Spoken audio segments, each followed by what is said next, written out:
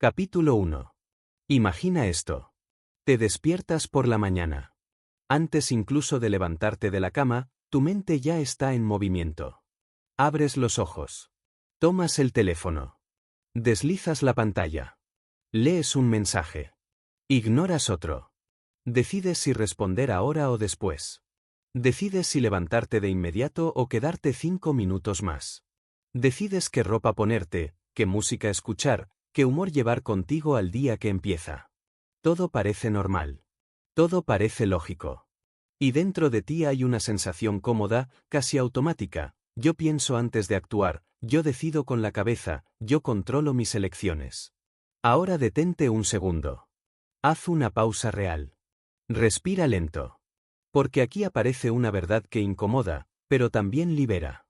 En la mayoría de esas decisiones, algo dentro de ti ya decidió antes de que tu pensamiento apareciera. La lógica no inicia el movimiento. La lógica llega después. No dirige. Justifica. No es un ataque a tu inteligencia. No es una crítica a tu capacidad. Es una invitación a mirar más profundo. Imagina que tu mente es una ciudad. En la parte más alta está el centro elegante. Calles limpias. Edificios bien iluminados.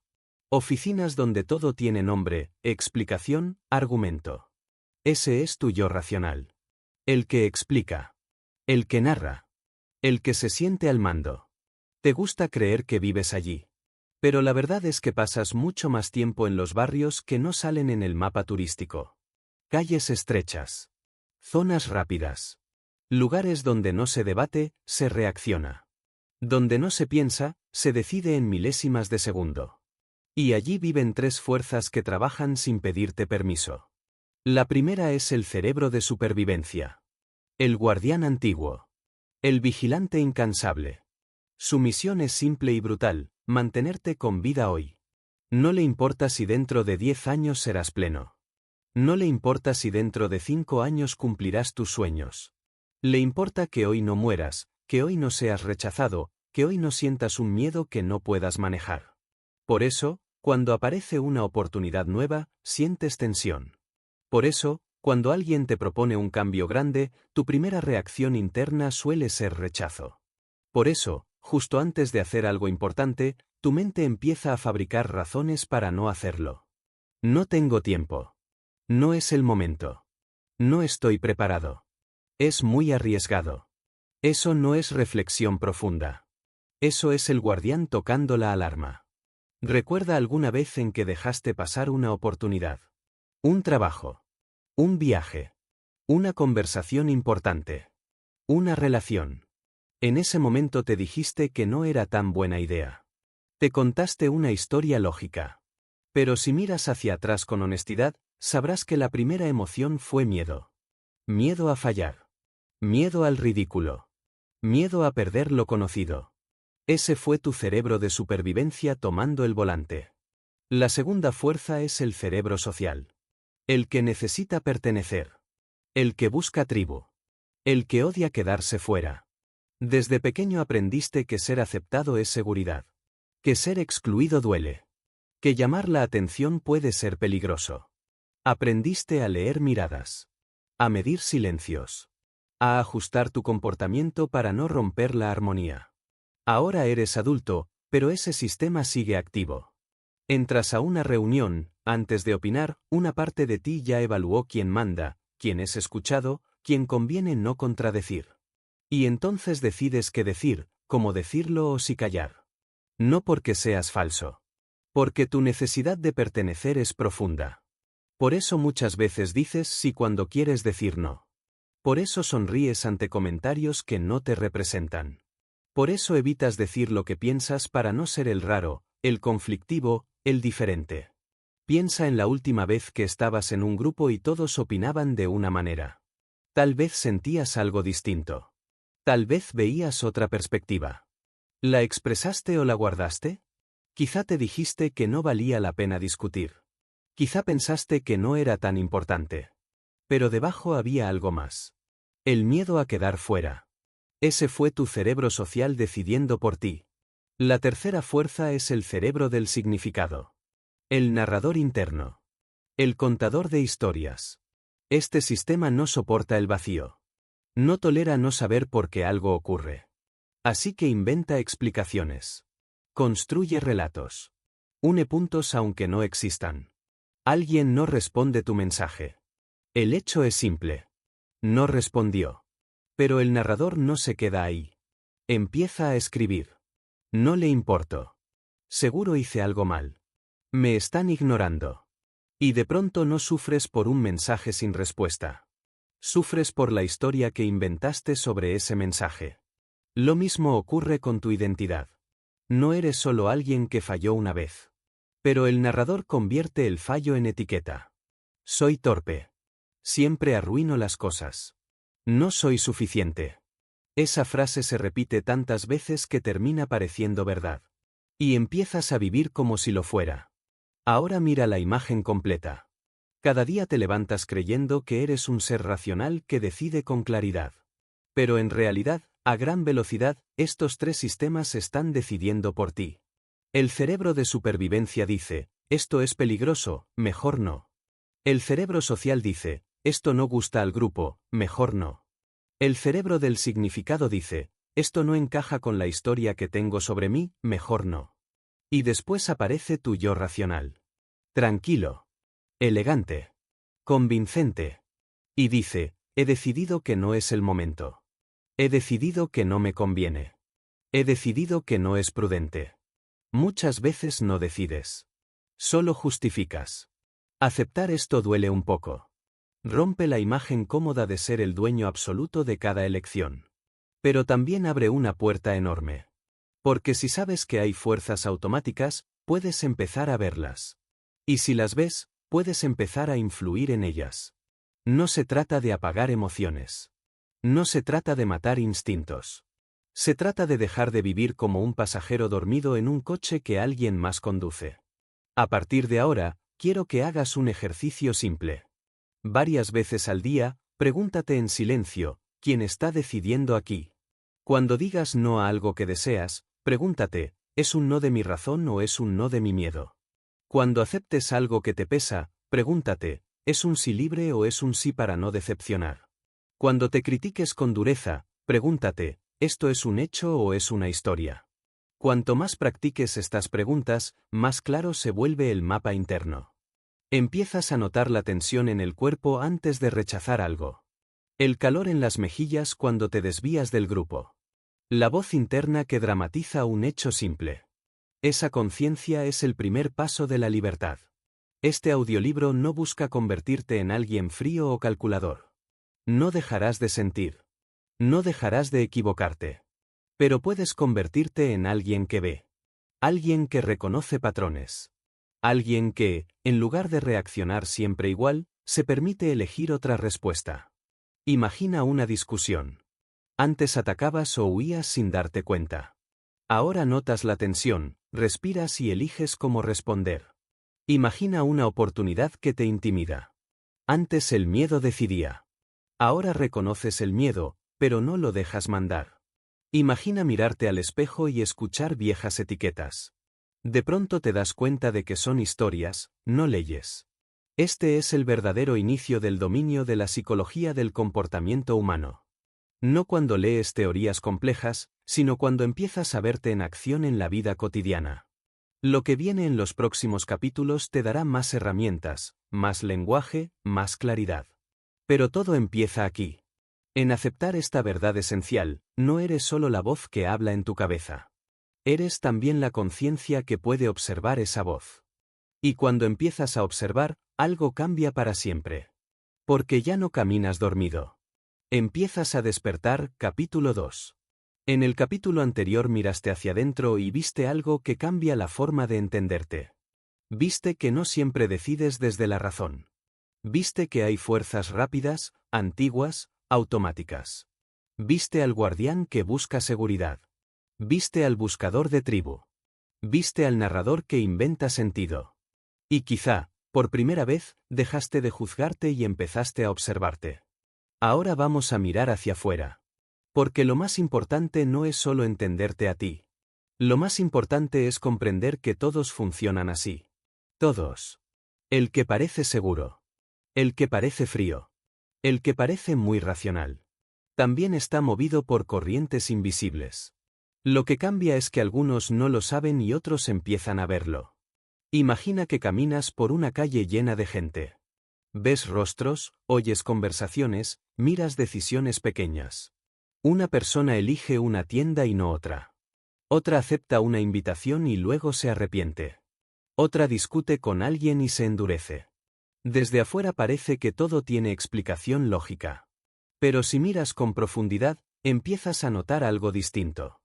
No solo hay tres fuerzas dentro. También hay fuerzas alrededor. Hay hilos invisibles. Hilos que tiran de ti todos los días.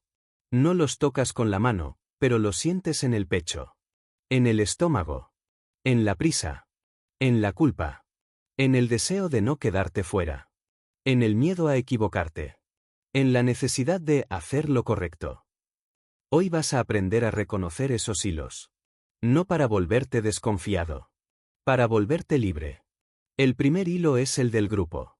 La mayoría de las personas no elige lo que elige porque lo analizó. Elige porque vio que otros eligieron. Entras a un restaurante vacío y a otro lleno. Tu mente no necesita datos. Susurra, si está lleno, será mejor. Ves un vídeo con miles de comentarios aprobando una idea. Y una parte de ti siente que esa idea tiene más peso. No porque sea verdad. Porque es popular. Ese es el poder del grupo. La prueba social. En momentos de duda, el cerebro busca una señal rápida de seguridad. Y lo más rápido es mirar alrededor. Si muchos lo hacen, debe estar bien. Si muchos lo creen, debe ser cierto. Si muchos lo apoyan, mejor no discutir. El peligro es que muchos solo significa muchos. No significa correcto. No significa sano. No significa justo. Y sin embargo, el grupo empuja fuerte. Porque el grupo promete pertenencia. Y pertenecer, para el sistema nervioso, se siente como vida. El segundo hilo es el de la autoridad. No solo miras lo que hace la mayoría. También miras quién lo dice. Si lo dice alguien con bata, pesa. Si lo dice alguien con título, pesa. Si lo dice alguien con fama, pesa. Tu mente aprendió que seguir al líder aumentaba la supervivencia, así que baja la guardia frente a quien parece experto. Piensa cuántas veces aceptaste una opinión solo porque venía de alguien importante. Quizá por dentro dudabas. Quizá sentías que algo no encajaba. Pero la voz de fuera sonaba más segura que la tuya. Respetar a la autoridad real es útil. Entregar tu criterio a cualquier autoridad aparente es peligroso. Porque hay gente con imagen de autoridad, pero sin ética. Hay gente con seguridad en la voz, pero con vacío en el contenido. Y si no distingues eso, te conviertes en alguien fácil de guiar, no hacia lo mejor, sino hacia lo que le conviene al otro. El tercer hilo es la reciprocidad. Ese hilo se siente como deuda. Alguien te da algo. Un favor. Un regalo. Una atención especial. No lo pediste, pero tu mente registra, ahora le debo algo. Y cuando esa persona te pide algo, te cuesta decir que no. Aunque no quieras. Aunque no puedas. Aunque te haga daño. La reciprocidad, cuando es libre, es hermosa. Yo doy porque quiero. Tú das porque quieres. Pero cuando alguien da para atarte, se vuelve una cadena. Y lo más peligroso es que no se siente como cadena. Se siente como ser buena persona. Se siente como no ser ingrato. Se siente como tener que. Y ahí se pierde la libertad. El cuarto hilo es la coherencia. Tu mente quiere ser consistente. Quiere que tus actos coincidan con lo que dijiste y con la imagen que tienes de ti. Si afirmaste algo en voz alta, sostenerlo te hace sentir estable. Cambiarlo te hace sentir inseguro. Incluso si esa idea ya no te sirve. Por eso tanta gente se queda en trabajos que odia, porque una vez dijeron, esto es lo mío. Por eso tanta gente se queda en relaciones rotas, porque dijeron, yo no me rindo. Por eso tanta gente defiende una postura absurda, porque ya la defendió antes. La coherencia es buena cuando sostiene valores. Es cárcel cuando sostiene orgullo. La quinta fuerza es la escasez. Cuando algo parece limitado, la mente lo vuelve urgente. Pocas plazas. Últimas horas. Solo hoy. El guardián de supervivencia despierta y grita: si no corres, pierdes. Si no tomas, otro lo hará. A veces la escasez es real. Muchas veces es decorado. Un truco para saltarse tu reflexión y tocar directamente tu miedo a perder. Por eso, cuando sientes prisa extrema, una parte de ti debería encender una luz: me están apurando. Y donde hay apuro, suele haber menos claridad. El sexto hilo es la simpatía. No decides solo por ideas. Decides por personas.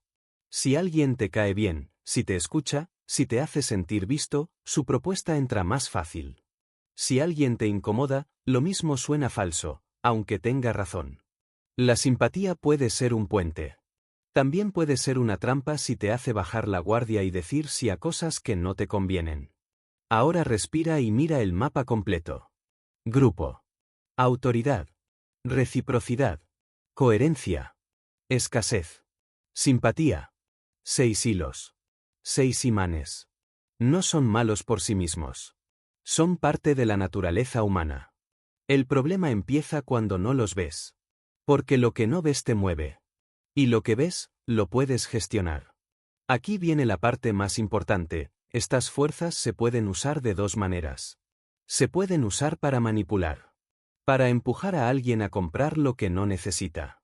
Para presionarlo a aceptar lo que lo daña. Para guiarlo a una decisión que no eligió con libertad.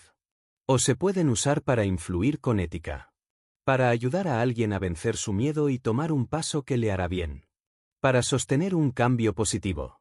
Para abrir una puerta interna sin empujar. La diferencia no está en la técnica. Está en la intención. Y ahora tu tarea, sencilla y poderosa, empieza hoy.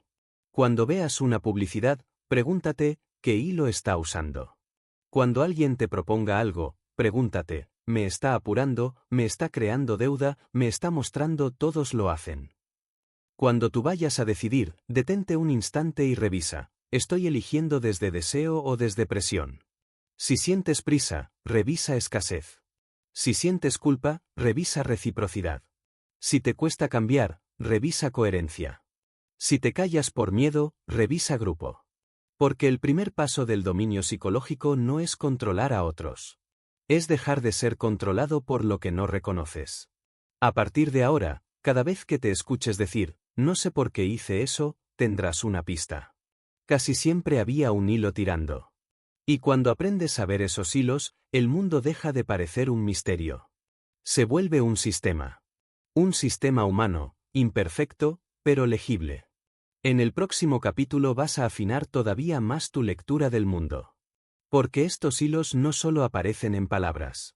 Aparecen en gestos. En silencios. En posturas. En el lenguaje oculto que el cuerpo muestra sin permiso. Y cuando aprendas a leerlo, vas a empezar a escuchar lo que realmente está pasando en cada interacción. Capítulo 3. Entras en una conversación creyendo que estás escuchando palabras. Frases. Opiniones. Argumentos. Pero eso es solo la superficie. Debajo de cada palabra hay un movimiento. Debajo de cada frase hay una emoción. Debajo de cada emoción hay una intención. Y todo eso se expresa antes de que la boca termine de hablar. La mayoría de las personas escucha con la cabeza.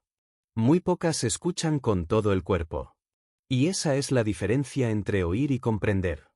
El lenguaje oculto del comportamiento humano no es misterio ni magia. Es biología en acción. Es el cuerpo reaccionando antes de que la mente tenga tiempo de maquillarlo. Porque el cuerpo no debate. El cuerpo responde. Imagina que alguien te dice: estoy bien, pero sus hombros están elevados, su cuello rígido, su respiración superficial. La frase dice una cosa. El cuerpo dice otra. Si solo escuchas las palabras, te pierdes la verdad. Si observas el cuerpo, la verdad aparece sola. A partir de hoy vas a aprender a mirar en 3 niveles cada vez que interactúes con alguien. No para juzgar. No para analizar obsesivamente. Para estar presente. El primer nivel es el rostro. El rostro es un mapa de microexpresiones. Movimientos tan rápidos que duran menos de un segundo. No son gestos teatrales. Son destellos. Un músculo que se contrae. Una ceja que sube apenas. Una comisura que se tensa. La emoción real aparece ahí antes de que la persona decida qué mostrar. Cuando alguien siente miedo, los ojos se abren un poco más. Cuando siente desprecio, un lado del labio sube apenas. Cuando siente tristeza, la mirada pierde brillo y los párpados caen. No necesitas memorizar nada. Solo observar sin prisa. La emoción se revela cuando no la interrumpes con pensamientos. El segundo nivel es el cuerpo. El cuerpo solo conoce dos estados básicos, expansión y contracción. Cuando alguien se siente seguro, su cuerpo se abre. Ocupa espacio sin esfuerzo. Los hombros bajan. Las manos se mueven con fluidez. La respiración es profunda. Cuando alguien se siente amenazado, el cuerpo se cierra. Se protege. Cruza brazos. Toca el cuello. Se inclina hacia atrás. Busca refugio. Estos gestos no son casuales. Son respuestas automáticas del sistema nervioso. No significan mentira ni mala intención. Significan estado interno. Estás hablando con alguien y su torso se orienta hacia ti. Hay interés. Hay conexión. Estás hablando y la otra persona empieza a girar ligeramente el cuerpo hacia la salida. Su mente ya se fue. El cuerpo nunca se equivoca. Solo responde. El tercer nivel es la voz. La voz es el puente entre pensamiento y emoción. No escuches solo el contenido. Escucha el ritmo. La velocidad. Las pausas. La profundidad. Una voz firme y pausada suele indicar seguridad. Una voz rápida y entrecortada suele indicar ansiedad o excitación. Una voz baja y apagada puede revelar cansancio emocional. Cuando alguien dice no me importa con la voz quebrada, sí importa.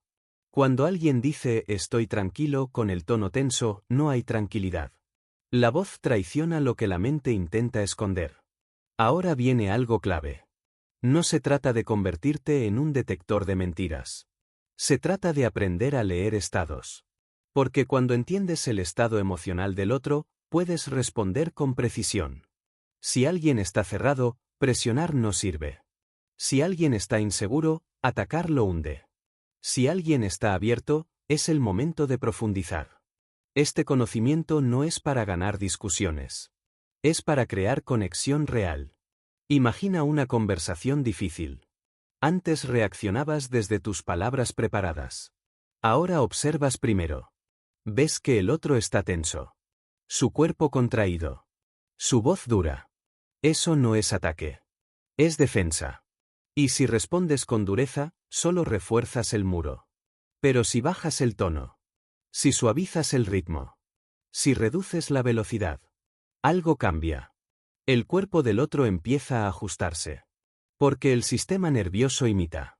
La calma se contagia igual que la tensión. Y aquí ocurre algo todavía más profundo.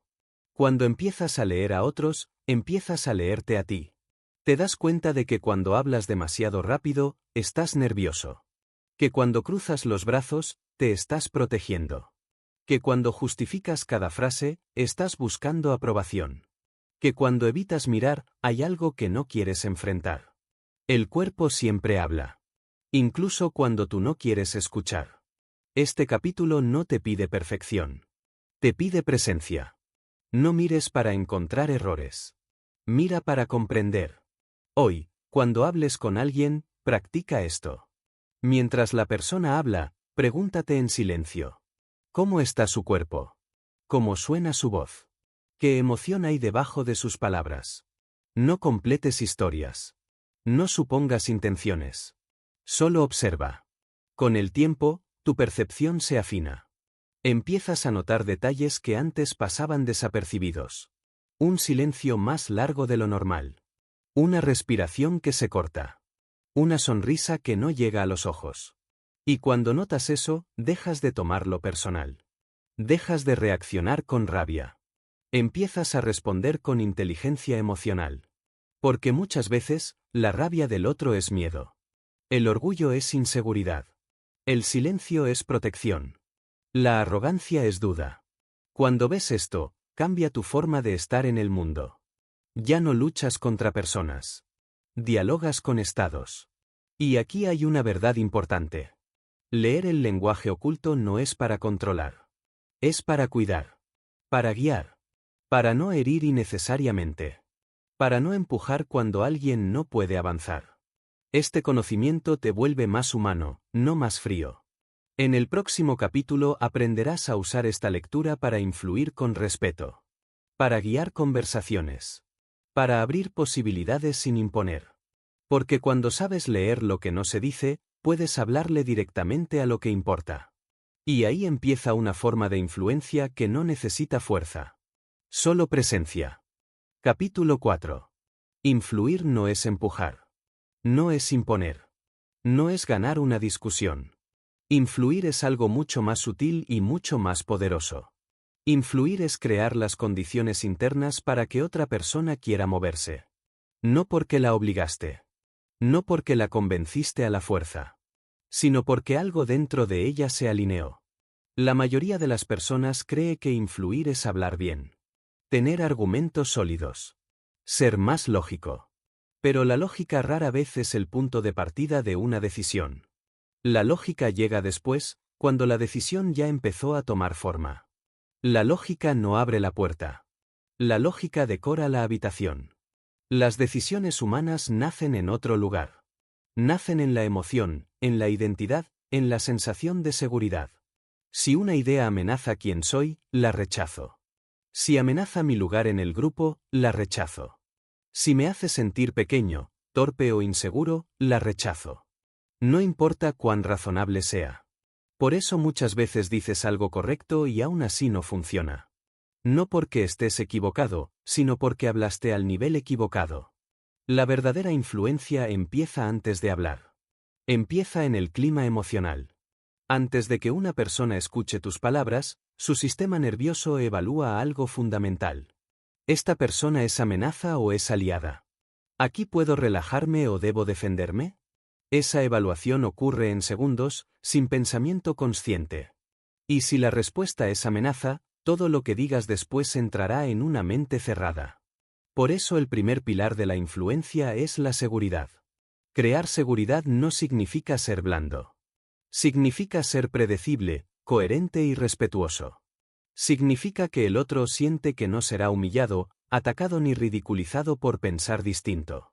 Cuando hay seguridad, el cuerpo se abre. Y cuando el cuerpo se abre, la mente escucha. Hay 3 caminos simples para generar esa seguridad. El primero es la sintonía. Ajustar tu ritmo al del otro. No imitarlo, no actuar. Sintonizar. Si alguien habla despacio, no lo atropelles con velocidad. Si alguien es emocional, no entres con frialdad. Si alguien es analítico, no empieces con frases vagas. La sintonía no te hace perder identidad. Te hace accesible. El segundo camino es la coherencia. Hacer lo que dices, incluso en cosas pequeñas. Cumplir horarios. Cumplir acuerdos. Ser consistente. La mente humana confía más en patrones repetidos que en promesas grandes. Una sola incoherencia puede romper lo que 10 discursos intentan construir. El tercer camino es la competencia humilde. Aportar valor real sin necesidad de aplastar. Cuando alguien siente que sabes lo que haces y que no necesitas demostrarlo, baja la guardia. La arrogancia genera resistencia. La competencia tranquila genera respeto. Una vez que existe seguridad, aparece el segundo gran elemento de la influencia, el marco. El marco es la forma en que se interpreta una situación. No es el hecho. Es el significado del hecho. 2 personas pueden vivir la misma realidad y tomar decisiones opuestas solo porque la interpretan desde marcos distintos. Imagina que propones un cambio y dices, esto va a ser duro, va a costar esfuerzo, habrá sacrificios. Aunque sea verdad, activas defensa. El cerebro escucha pérdida. Escucha amenaza. Pero si dices, este cambio nos dará más libertad, más control, más crecimiento, la emoción cambia. El hecho es el mismo. La experiencia interna es distinta. Quien controla el marco no controla a la persona. Controla el contexto emocional en el que la decisión ocurre. Y ese contexto pesa más que el argumento. Luego aparece algo clave, el diseño de opciones. A la mente humana no le gusta sentirse acorralada. Si presentas una sola opción, la mente responde con resistencia. Sí o no. Y muchas veces el no aparece solo para recuperar sensación de control. Pero cuando ofreces 2 o 3 caminos posibles, algo cambia. La pregunta interna deja de ser ¿quiero o no quiero? Y pasa a ser ¿cuál elijo? La mente se siente autora, no obligada. Y cuando alguien se siente autor, colabora. No es manipulación. Es ergonomía mental. Es facilitar el proceso natural de decisión. Después llegamos al punto más poderoso de todos, la sensación de autoría. Las personas no aman las ideas que reciben. Aman las ideas que sienten como propias. Puedes decir algo brillante y aún así generar rechazo. Pero si haces una pregunta que lleva al otro a descubrir esa idea por sí mismo, la defenderá con pasión. Por eso la influencia más profunda no afirma. Pregunta. En lugar de decir esto es lo que tienes que hacer, prueba con qué crees que pasaría si probaras esto por una semana. En lugar de decir estás equivocado, prueba con hay otra forma de mirar esto que podríamos explorar. En lugar de imponer una solución, invita a construirla. La pregunta no amenaza la identidad. La afirmación directa sí. La pregunta abre espacio. La afirmación cierra. Ahora hablemos del ritmo, porque el ritmo también influye. Hablar rápido transmite urgencia o ansiedad.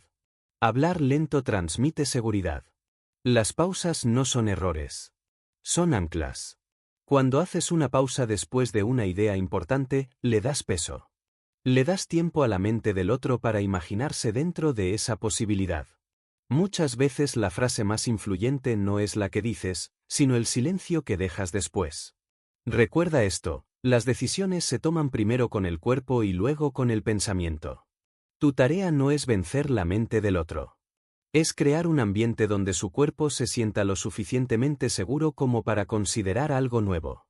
Influir con ética es un baile. No arrastras al otro. Lo invitas a moverse contigo. Das un paso. Esperas. Sientes. Ajustas. Y poco a poco, la resistencia se transforma en curiosidad. Practica hoy algo pequeño. En una conversación, escucha más de lo que hablas. Haz una pregunta en lugar de una orden. Valida antes de proponer. Baja el ritmo cuando notes tensión. Ofrece opciones en lugar de exigencias. No busques controlar. Busca sintonizar. Porque cuando una persona se siente comprendida, se abre. Y cuando se abre, el cambio deja de sentirse como amenaza y empieza a sentirse como posibilidad. En el próximo capítulo vas a ir todavía más lejos. Ya sabes influir en el presente. Ahora aprenderás a anticipar. A leer patrones. A prever reacciones antes de que ocurran. Ahí es donde la psicología deja de ser solo comprensión y se convierte en estrategia consciente. Capítulo 5. Predecir el comportamiento humano suena, para muchos, como algo reservado a mentalistas, estrategas o personas con un talento especial. Parece magia. Parece intuición privilegiada. Pero no lo es. Predecir no es adivinar. Predecir es reconocer patrones. Y los patrones existen porque los humanos repetimos mucho más de lo que creemos. Cada persona actúa siguiendo un guión interno. Un guión que no siempre conoce, pero que obedece. Está escrito con experiencias pasadas, con heridas no resueltas, con recompensas que funcionaron una vez y con miedos que dejaron marca. Cuando aprendes a ver ese guión, empiezas a anticipar decisiones incluso antes de que la persona sea consciente de ellas. No porque leas la mente. Porque lees la necesidad dominante. Detrás de cada decisión hay una necesidad que quiere ser satisfecha. Y aunque todos compartimos las mismas necesidades básicas, no las tenemos en el mismo orden. Esa jerarquía es la brújula del comportamiento. Existen 6 grandes fuerzas que mueven a los seres humanos. La primera es la seguridad. La segunda es la importancia o el reconocimiento. La tercera es la variedad o el cambio. La cuarta es la conexión o el amor. La quinta es el crecimiento. La sexta es la contribución. Todos las tenemos todas. Pero una o dos suelen mandar. Y cuando mandan, todo lo demás se organiza alrededor. Observa a alguien cuya necesidad principal es la seguridad.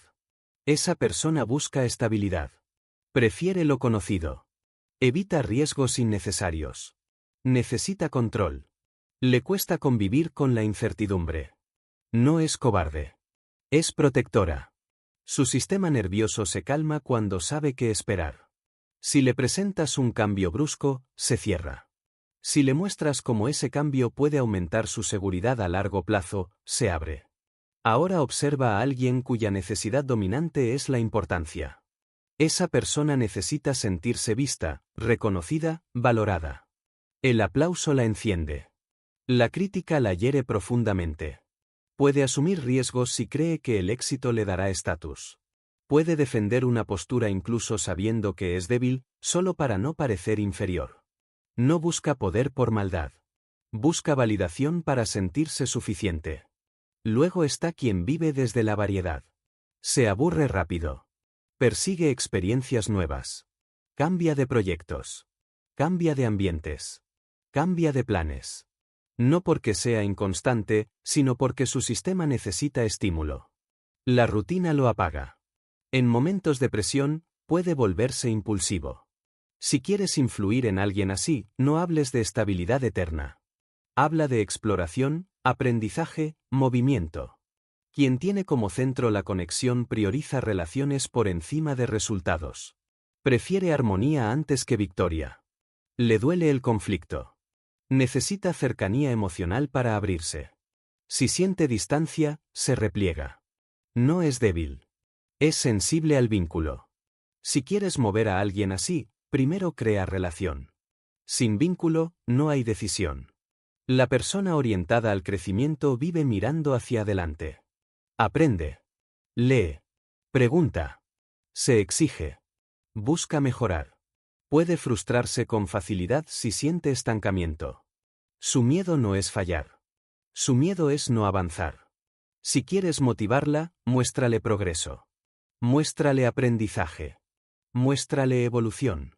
Y por último, quien se mueve desde la contribución busca impacto. Quiere ayudar. Quiere servir. Quiere dejar huella. Sus decisiones no se miden solo en beneficio personal. Se miden en sentido. Esa persona se activa cuando siente que lo que hace mejora algo más grande que ella. Cuando identificas cuál de estas necesidades manda en alguien, el comportamiento empieza a ser predecible. Pero el mapa no termina ahí. Hay otra capa crucial, la reacción bajo estrés. La calma engaña. El estrés revela. Cuando una persona está cómoda, puede parecer flexible, abierta, razonable. Pero cuando aparece la presión, el patrón real emerge. Algunos se vuelven controladores. Necesitan decidirlo todo. Necesitan ordenar. No es soberbia. Es miedo a perder control. Otros se vuelven conciliadores. Buscan acuerdo. Piden opinión. Necesitan no quedarse solos. Otros se aíslan. Callan. Procesan por dentro. No es frialdad. Es autoprotección. Otros actúan rápido, sin pensar. No es irresponsabilidad. Es supervivencia activa.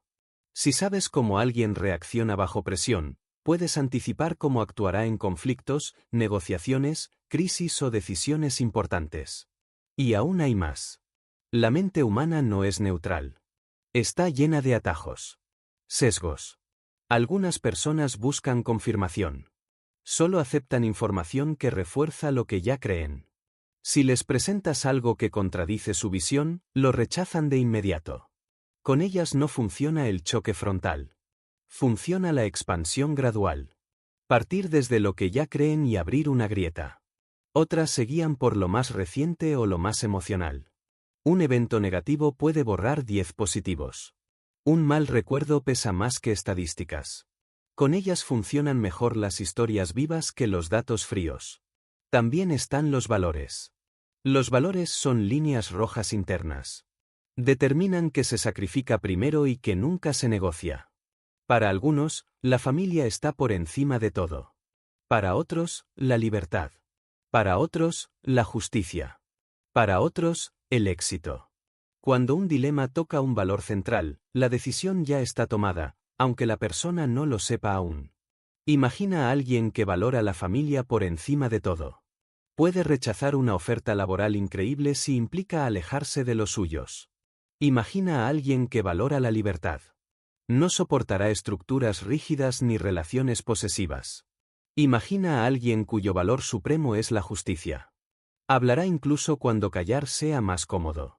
Si conoces los valores, las decisiones dejan de sorprenderte. Y todavía hay una capa más, el estilo relacional. Observa cómo alguien se comporta con quien tiene poder sobre él. Observa cómo se comporta con sus pares. Observa cómo se comporta con quien percibe como inferior.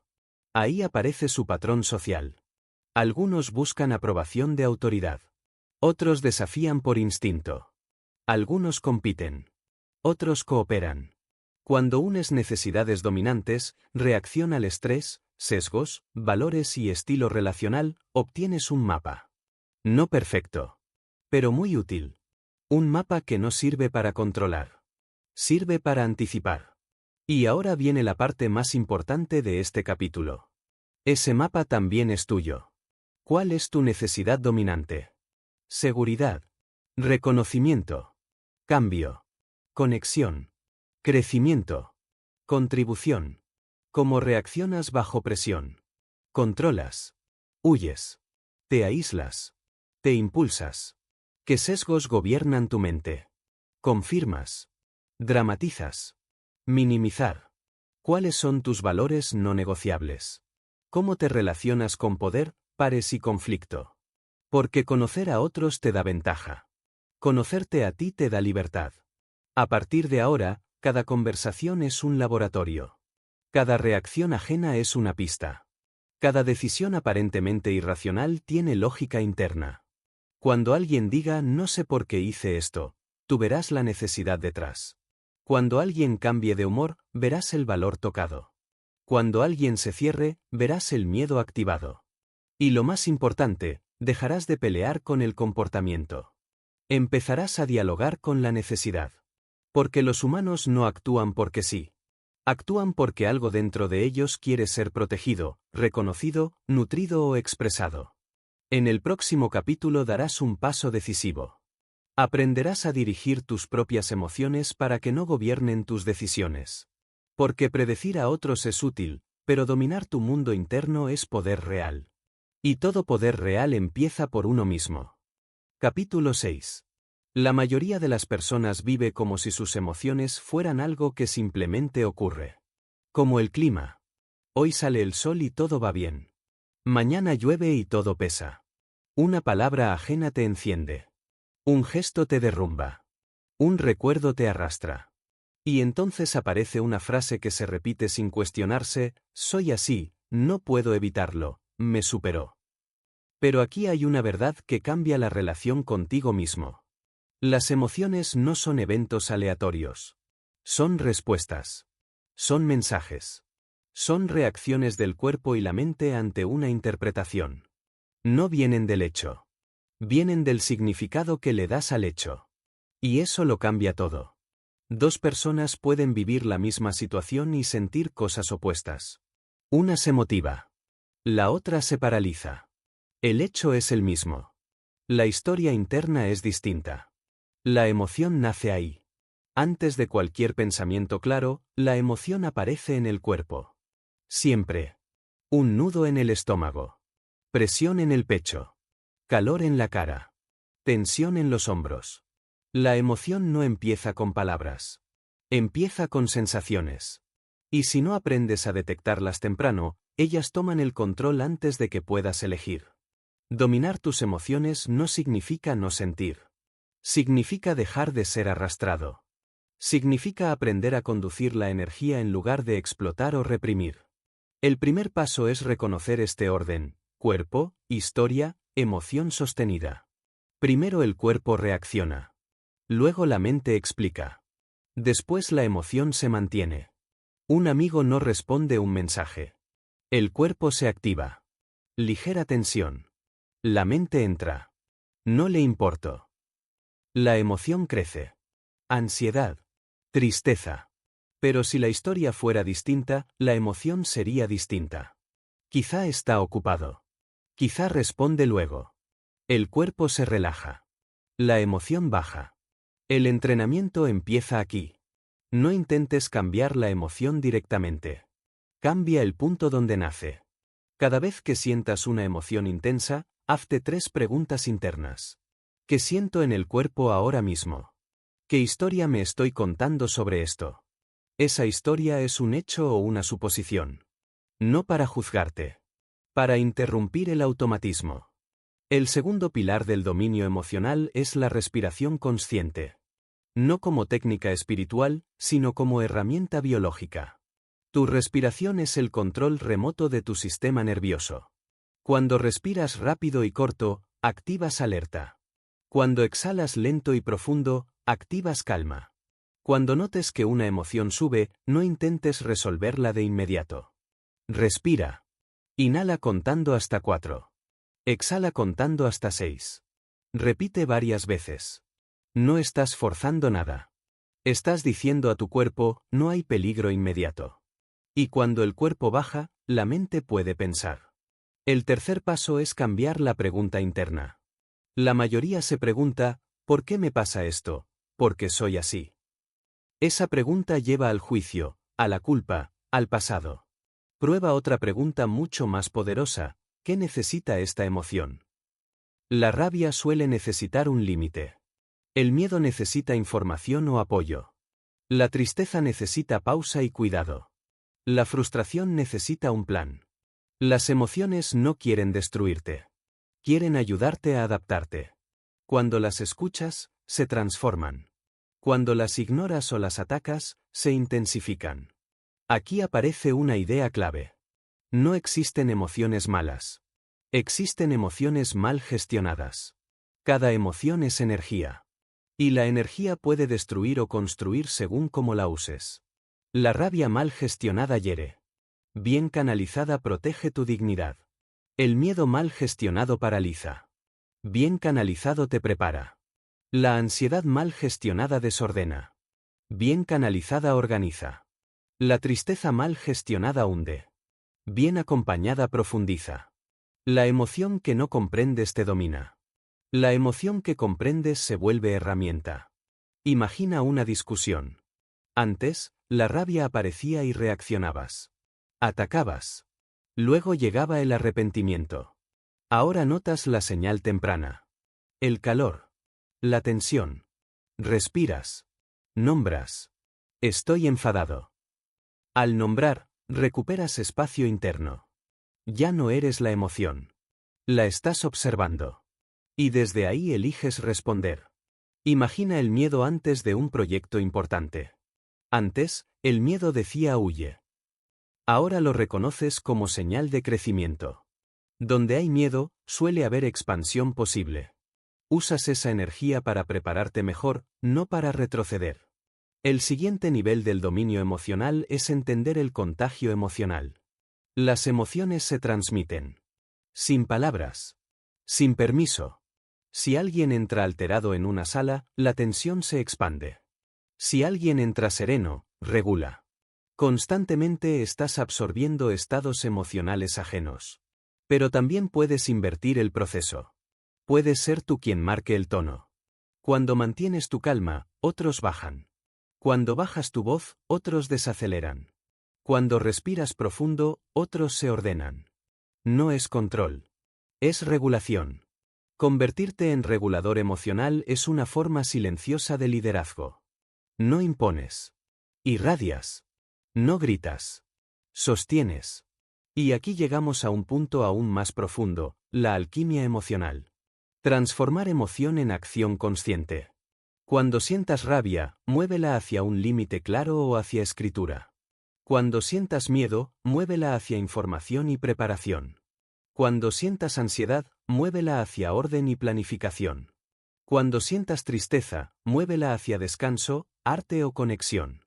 No luchas contra la emoción. La rediriges. Las emociones no desaparecerán de tu vida. No deben hacerlo. Son brújulas. Son alarmas. Son combustible. Pero tú decides si ese combustible quema o impulsa. Dominar tus emociones es dominar tu destino, porque muchas vidas se rompen no por grandes tragedias, sino por segundos de emoción sin conciencia. Un estallido. Una huida. Una palabra dicha desde la herida. Este capítulo no busca que seas frío. Busca que seas libre. Libre de impulsos que te gobiernan. Libre de reacciones que luego no reconoces. A partir de ahora, cuando sientas algo intenso, no digas soy esto. Di estoy sintiendo esto. Ese pequeño cambio separa identidad de estado. Y en esa separación nace la elección. En el próximo capítulo aprenderás algo igual de importante.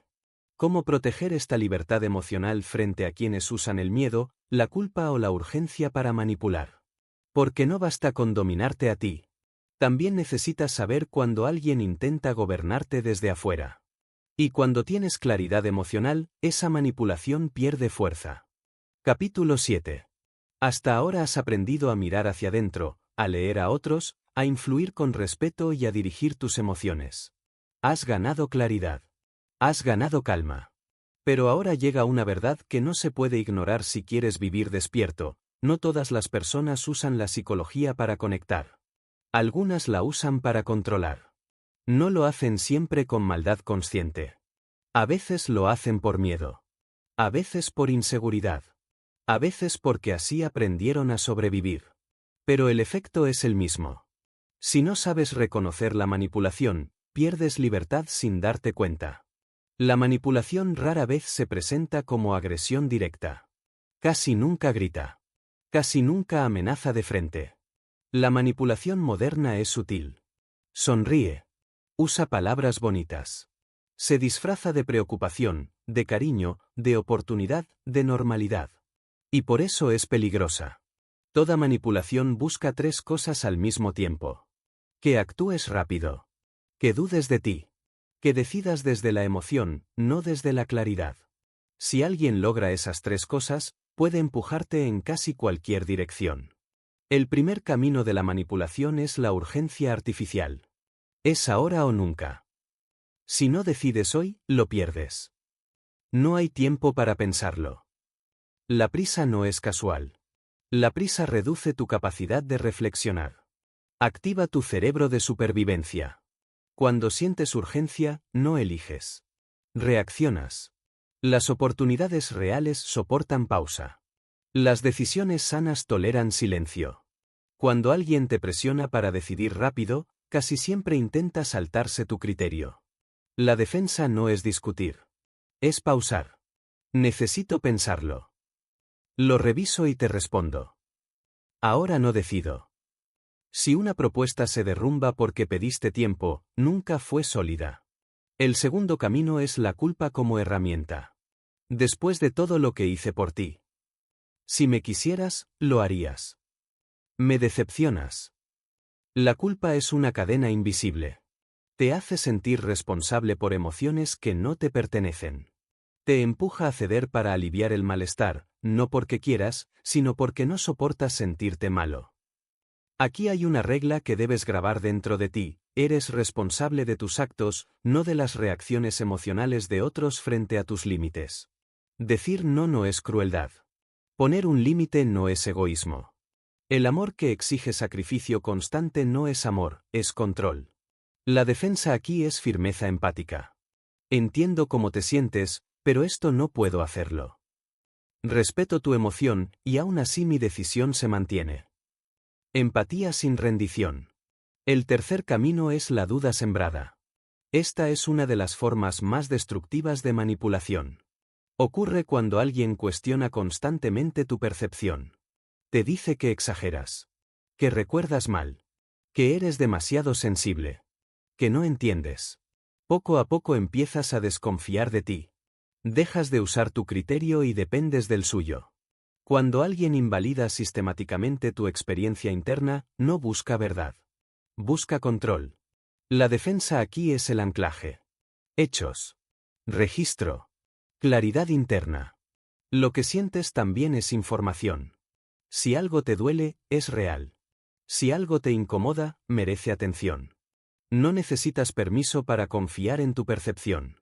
El cuarto camino es la intensidad emocional repentina. Atención excesiva. Promesas grandes. Conexión acelerada.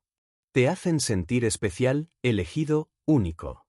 Y cuando ya estás emocionalmente involucrado, la atención se retira. Aparece el vacío. Y tú haces todo lo posible por recuperar esa intensidad inicial. Eso no es amor. Es dependencia diseñada. El amor sano crece con tiempo. Respeta espacio. La manipulación invade, acelera y luego castiga con ausencia. La defensa es observar el ritmo. Lo que es real no necesita prisa. Lo que es sano no te deja ansioso. El quinto camino es el aislamiento sutil. Nadie te entiende como yo. Tus amigos no te aportan. Tu familia exagera. Sin darte cuenta, reduces tus vínculos. Pierdes espejos. Te quedas con una sola voz definiendo la realidad. Y donde hay una sola voz, hay vulnerabilidad. La defensa es mantener redes. Amistades. Actividades. Espacios propios. El manipulador teme que otros te devuelvan perspectiva. El sexto camino es la comparación constante. Otros sí lo harían. Ella es mejor que tú. Si fueras diferente. La comparación erosiona tu autoestima y te convierte en alguien que corre detrás de validación. Buscas demostrar. Buscas recuperar valor. Y quien define el valor controla. La defensa es recordar esto: tu valor no depende de rendimiento ni de comparación. Tu valor es intrínseco. Cuando sabes eso, la manipulación pierde terreno. Ahora viene algo esencial. No toda presión es manipulación. No toda incomodidad es ataque. Por eso no se trata de vivir a la defensiva. Se trata de vivir consciente. Cada vez que algo te genere prisa, culpa o confusión, pregúntate 3 cosas. ¿Estoy decidiendo desde miedo o desde claridad? ¿Qué pasaría si digo no? ¿Qué siento en el cuerpo ahora mismo? El cuerpo detecta la manipulación antes que la mente. Opresión en el pecho. Nudo en el estómago. Inquietud sin nombre. Esas señales no son paranoia. Son información. Y aquí está la clave más importante de todo este capítulo. La mejor defensa contra la manipulación es una identidad sólida. Cuando sabes quién eres, qué valoras y qué límites tienes, nadie puede empujarte fácilmente. Cuando te gobiernas desde dentro, ya no te gobiernan desde fuera. Los manipuladores no necesitan fuerza. Necesitan inseguridades. Por eso, cada vez que fortaleces tu autoestima, reduces su poder. Cada vez que te validas sin aplausos, te vuelves menos dependiente. Cada vez que eliges desde tu verdad, recuperas territorio interno. Este capítulo no busca que sospeches de todos. Busca que confíes más en ti. Porque cuando tienes claridad emocional, cuando sabes pausar, cuando puedes decir no sin justificarte, la manipulación pierde su efecto. Se queda sin palancas. En el próximo capítulo aprenderás a usar tu voz con precisión. A comunicar de forma que tu mensaje tenga peso. A expresar límites sin agresión. A inspirar sin imponer. Porque protegerte del control externo es solo una parte del camino. La otra parte es convertirte en alguien cuya presencia eleva, cuya palabra ordena y cuya claridad influye sin esfuerzo. Capítulo 8. Has aprendido a observar, a leer estados emocionales, a regular tus impulsos y a protegerte de la manipulación. Ahora llegamos a un punto decisivo. No basta con entender la psicología humana si no sabes expresarte de forma que los demás quieran escucharte. Porque comunicar no es hablar. Comunicar es generar impacto interno en otra persona. Puedes tener la idea correcta y aún así no mover nada. Puedes decir la verdad y provocar rechazo. Puedes hablar durante horas y no dejar huella. O puedes decir pocas palabras y provocar un cambio real. La diferencia no está en la información. Está en cómo entra en la mente del otro. El cerebro humano no escucha de forma neutral. Antes de procesar lo que dices, evalúa 3 cosas sin que nadie se lo pida. ¿Quién eres para mí? ¿Qué intención traes? ¿Y si lo que dices amenaza o protege mi identidad? Si falla alguna de esas 3, el mensaje se bloquea. Por eso, la comunicación persuasiva empieza antes de abrir la boca. El primer paso es crear seguridad emocional. Si el otro siente que será juzgado, corregido o disminuido, se cierra. No importa cuán elegante sea tu argumento. La mente en defensa no aprende, no escucha, no colabora. Aquí entra una herramienta fundamental, la validación. Validar no es estar de acuerdo. Validar es reconocer la experiencia del otro como legítima. Es decir, entiendo por qué lo ves así, tiene sentido desde tu punto de vista, gracias por decirlo. Cuando validas, bajas defensas. El otro deja de luchar y empieza a escuchar. La validación es un puente.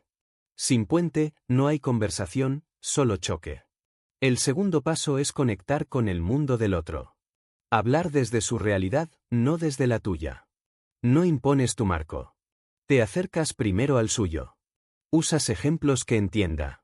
Lenguaje que le resulte familiar. Ritmo que no lo atropelle. Cuando alguien siente que hablas desde su mundo, no contra él, baja la guardia. La comunicación deja de ser combate y se vuelve exploración conjunta. Luego viene la estructura del mensaje. Aquí ocurre algo clave. La mayoría comunica al revés. Empieza con datos, sigue con lógica y espera que la emoción aparezca sola. Pero el cerebro humano funciona al contrario. Primero emoción. Luego visión. Después razón. Finalmente acción. Si empiezas con obligación, generas resistencia. Si empiezas con emoción compartida, generas apertura. Imagina que quieres motivar a alguien cansado. Si empiezas diciendo, tenemos que hacer esto porque es importante, activas peso. Pero si empiezas diciendo, sé que estás cansado y que has sido exigente, activas conexión. El cuerpo se relaja. Luego puedes mostrar visión. Pero lo que estamos construyendo vale la pena. Después razón. Si hacemos esto ahora, evitamos problemas después. Y al final acción clara. Probemos hoy durante 1 hora. El orden lo es todo. Ahora hablemos de la voz, porque la voz no acompaña el mensaje, es el mensaje. El tono transmite más que las palabras. La velocidad comunica estado emocional. Las pausas crean autoridad. Hablar rápido suele transmitir ansiedad o necesidad de convencer. Hablar demasiado lento puede sonar artificial. Pero hablar con ritmo, con pausas naturales, con respiración estable, transmite seguridad. Y la seguridad es persuasiva. Las pausas son poderosas. Cuando dices algo importante, no lo persigas con más palabras. Pausa. Deja que caiga. Deja que el otro lo sienta. El silencio bien usado es más persuasivo que cualquier argumento adicional. Ahora entremos en una de las herramientas más poderosas de la comunicación humana, la historia. La mente no recuerda datos. Recuerda relatos. Una historia convierte una idea abstracta en experiencia emocional. Cuando cuentas una historia, el cerebro del otro no solo escucha. Se imagina dentro. Y cuando alguien se imagina dentro de una posibilidad, esa posibilidad se vuelve real. No necesitas ser escritor. Necesitas ser honesto. Una historia tiene 3 elementos simples. Un inicio que genera curiosidad. Un conflicto que activa emoción. Un cierre que trae aprendizaje. Cuando compartes una experiencia real, no vendes una idea. Invitas a sentir. Decir hay que perseverar es un concepto. Contar cómo estuviste a punto de rendirte y que aprendiste es influencia. Otra herramienta clave es el espejo verbal.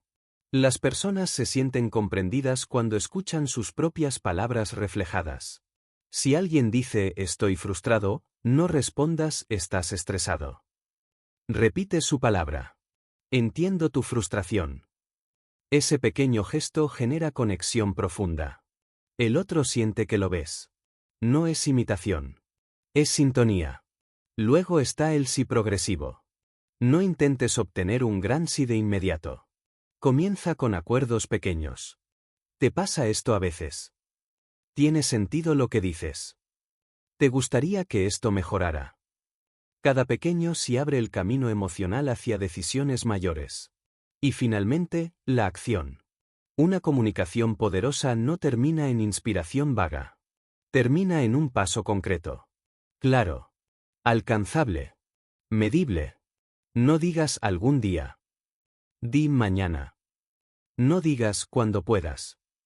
Di el jueves a las 6. La claridad reduce fricción. La vaguedad invita a la postergación. Ahora recuerda algo esencial. Persuadir no es vencer. No es imponer tu voluntad. Es crear un espacio donde ambos puedan avanzar hacia algo mejor. Cuando intentas ganar, pierdes conexión. Cuando buscas entender, ganas influencia. Practica esto en tus próximas conversaciones. Escucha antes de hablar. Valida antes de proponer. Conecta antes de argumentar. Usa historias, no solo datos. Marca el ritmo con tu voz. Cierra con una acción clara. No intentes ser brillante. Intenta ser claro. No intentes impresionar. Intenta conectar. Porque cuando alguien se siente escuchado, se abre. Y cuando se abre, las ideas entran sin empujar. La influencia se vuelve natural. Humana. Ética.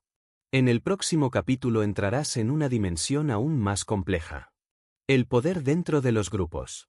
Las jerarquías invisibles. Cómo posicionarte sin imponerte. Cómo sostener tu marco interno para que otros lo sigan sin que tengas que exigirlo. Porque comunicar te permite influir de uno a uno. Pero comprender el poder social te permite influir en muchos. Y ese es el siguiente nivel del juego psicológico. Capítulo 9.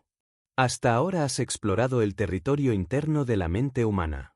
Has aprendido a leer emociones, a regular estados, a comunicar con intención y a proteger tu libertad psicológica. Pero existe un escenario donde todo eso se pone a prueba al mismo tiempo, el grupo. Porque una persona piensa, pero un grupo siente. Una persona decide, pero un grupo se mueve como un solo organismo. En los grupos no mandan solo las palabras. Mandan las dinámicas invisibles. Jerarquías no escritas. Roles que nadie asignó, pero que todos respetan. Energías que organizan el comportamiento sin necesidad de órdenes. Si aprendes a ver esas dinámicas, puedes moverte con claridad en cualquier sala. Si no las ves, el grupo te empuja sin que lo notes. Cuando entras en una habitación llena de personas, algo ocurre en segundos. Sin hablar, tu cuerpo ya detectó quién tiene peso, quién marca el ritmo, quién influye y quién solo ocupa espacio. Nadie te lo explicó. Lo sentiste. Ese sentir no es intuición vaga. Es lectura social automática. El liderazgo real no siempre lo tiene quien habla más. Muchas veces lo tiene quien regula la emoción del grupo. Quien mantiene calma cuando otros se alteran. Quien no reacciona impulsivamente. Quien sostiene presencia. Ese es el verdadero centro emocional. El primer concepto clave en los grupos es el marco. El marco es la interpretación dominante de lo que está ocurriendo. Quien define el marco define el juego. No gana quien grita más. Gana quien mantiene su interpretación sin perder la calma. Imagina una discusión. Alguien ataca. Otro se defiende con fuerza. Ambos luchan dentro del mismo marco de conflicto. Pero aparece una tercera persona que dice con calma, creo que estamos hablando de cosas distintas. Volvamos al objetivo. Esa persona no reaccionó. Redefinió el marco. Y al hacerlo, ganó influencia. El marco se sostiene con presencia, no con agresión. Para sostener tu marco interno en un grupo necesitas tres cosas. Postura corporal estable. Claridad de intención. Neutralidad emocional. Si te justificas demasiado, pierdes marco. Si te alteras, pierdes marco. Si buscas aprobación, entregas el marco. El marco es esa energía que dice sin palabras, estoy bien conmigo mismo, no necesito imponerte nada. Ahora observa el lenguaje no verbal del poder. Las personas con influencia real no corren para hablar. No interrumpen compulsivamente. No llenan silencios por nervio. Hablan cuando el mensaje suma. Pausan cuando quieren que algo pese. Miran directo. Respiran profundo. Su cuerpo está presente. La autoridad interna se comunica en la quietud, no en la prisa. En todo grupo aparecen roles repetidos. El dominante. El conciliador.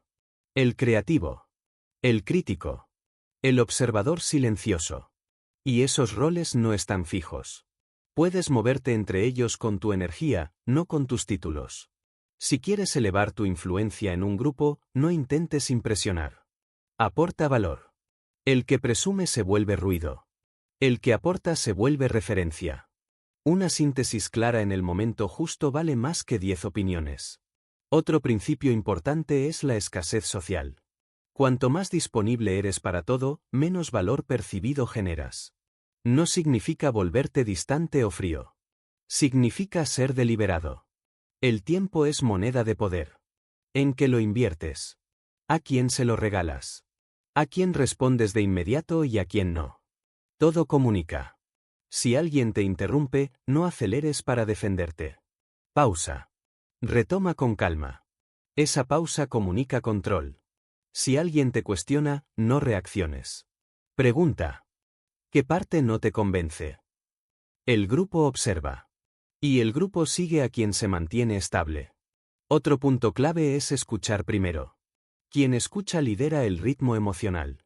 Cuando dejas que otros se expresen, recoges información, reduces resistencia y ganas autoridad silenciosa. El que impone pierde. El que integra gana. Ahora hablemos del contagio emocional en grupos. Los grupos imitan al centro emocional. Si el centro está ansioso, el grupo se dispersa. Si el centro está calmado, el grupo se regula. El liderazgo no está en mandar. Está en regular. Si todos hablan fuerte, baja tu voz. Si todos se agitan, respira lento. Si todos discuten, formula una pregunta clara. El contraste crea liderazgo. El equilibrio atrae. También existe el posicionamiento gradual. No necesitas entrar dominando una sala. Entra presente. Observa. Aporta cuando tenga sentido. Haz preguntas que ordenen. Resume lo dicho. Conecta ideas. Poco a poco, el grupo empieza a mirarte como referencia. Y cuando te miran como referencia, tu influencia crece sin esfuerzo. Una pregunta precisa puede cambiar más una reunión que una opinión larga. Una síntesis clara puede darte estatus sin levantar la voz. Pero hay algo que nunca debes olvidar. El poder sin conciencia corrompe. La influencia sin ética destruye. El liderazgo verdadero no busca aplastar. Busca elevar. No lideras para que te sigan. Lideras para crear dirección. Para ordenar. Para dar claridad. Para que otros también puedan brillar. Cuando tu presencia no amenaza, inspira. Cuando tu calma no juzga, regula. Cuando tu claridad no impone, guía. Practica esto. En tu próxima reunión, observa quién define el marco. Nota quién contagia emoción. Observa quién habla y quién influye. Luego, conscientemente, mantén tu centro. Habla menos, pero con intención. Usa pausas. Aporta valor. No compitas. Contribuye. Mientras otros reaccionan, tú eliges responder. Mientras otros buscan tener razón, tú buscas dirección. Y esa diferencia se siente. En el próximo capítulo cerrarás este recorrido. No con más teoría, sino con integración. Cómo convertir todo este conocimiento en forma de vivir. Cómo pasar de entender la psicología humana a encarnarla. Porque el verdadero dominio no se demuestra hablando de él. Se demuestra en cómo caminas, cómo escuchas y cómo sostienes tu presencia en el mundo. Capítulo 10. Has llegado hasta aquí después de atravesar capas que la mayoría nunca mira. Has visto cómo se forman las decisiones, cómo nacen las emociones, cómo se mueven los grupos y cómo la influencia real no grita, no empuja, no impone. Ahora este capítulo no busca enseñarte algo nuevo. Busca integrar todo lo que ya sabes. Porque el conocimiento sin integración es solo información. Y la información no transforma. La práctica sí. Este es el punto donde dejas de entender con la cabeza y empiezas a vivir con conciencia. Dominar la psicología del comportamiento humano no significa controlar a otros. Significa dejar de ser controlado por lo que no ves. Significa pasar del piloto automático a la presencia. Del impulso a la elección. De la reacción a la respuesta. La verdadera maestría no ocurre en momentos extraordinarios. Ocurre en lo cotidiano. En una conversación incómoda. En una crítica inesperada. En una emoción que aparece sin aviso. En una decisión pequeña que nadie ve. Ahí se entrena el dominio real. El primer pilar de esta integración es la autoobservación constante. No obsesiva. No rígida. Presente. Cada vez que algo te mueve por dentro, obsérvalo. No para corregirte. Para entenderte. Cuando sientas ansiedad, pregúntate qué historia estás contando. Cuando sientas rabia, pregúntate qué límite está siendo cruzado. Cuando sientas miedo, pregúntate qué parte de ti quiere protección. No luches contra la emoción. Escúchala. Luego decide. El segundo pilar es la pausa consciente. La pausa es el espacio donde recuperas el control. Un segundo de respiración puede cambiar una vida entera. Porque en la pausa, el impulso pierde fuerza. En la pausa, el cuerpo se regula. En la pausa, tú vuelves a estar al mando. Antes de responder, pausa. Antes de decidir, pausa. Antes de reaccionar, pausa. La pausa convierte al espectador en jugador consciente.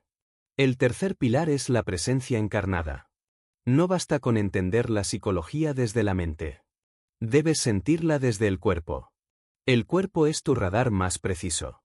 Detecta tensiones, incongruencias, afinidades, peligros antes de que la mente lo formule.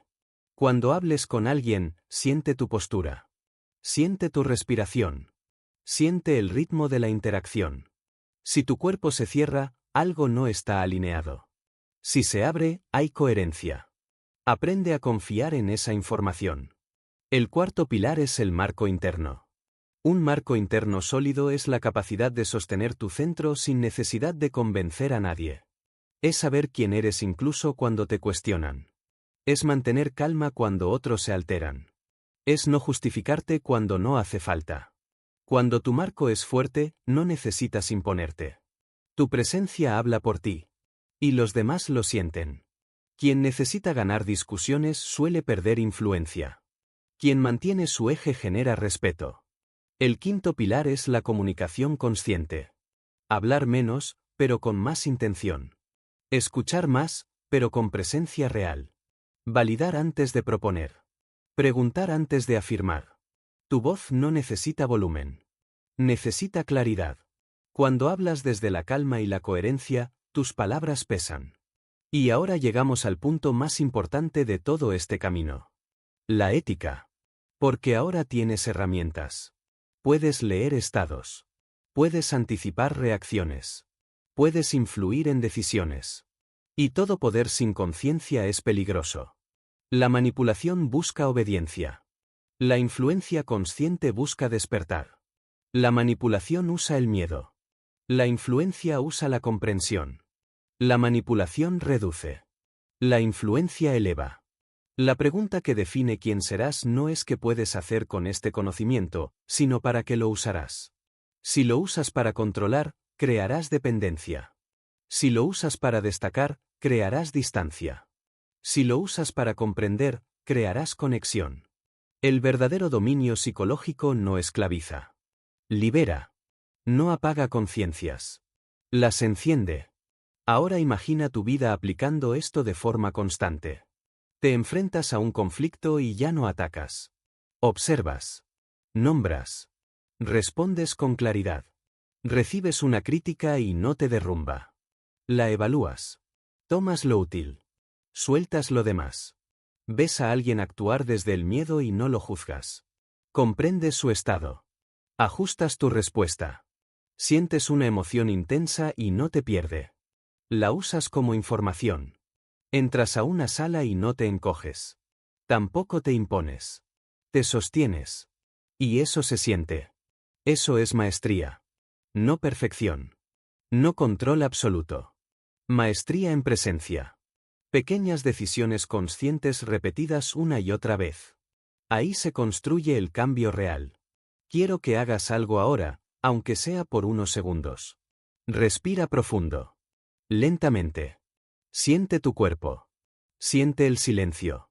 Y pregúntate algo simple y poderoso. ¿Desde qué estado quiero vivir? No qué quiero lograr. No qué quiero demostrar. ¿Desde qué estado quiero vivir? ¿Desde la prisa o desde la calma? ¿Desde el miedo o desde la claridad? ¿Desde la reacción o desde la elección? Esa pregunta, repetida cada día, cambia el rumbo de una vida. Este no es el final del camino. Es el punto donde ya no necesitas que alguien te diga qué hacer. Porque ahora sabes observarte. Regularte. Elegirte. A partir de hoy, cada conversación es una práctica. Cada emoción, una señal. Cada decisión, una oportunidad de conciencia. El mundo seguirá siendo complejo. Las personas seguirán reaccionando. Las emociones seguirán apareciendo. Pero tú ya no caminas a ciegas. Ahora ves. Ahora eliges. Y cuando dominas tu mente, no solo vives la vida. La creas.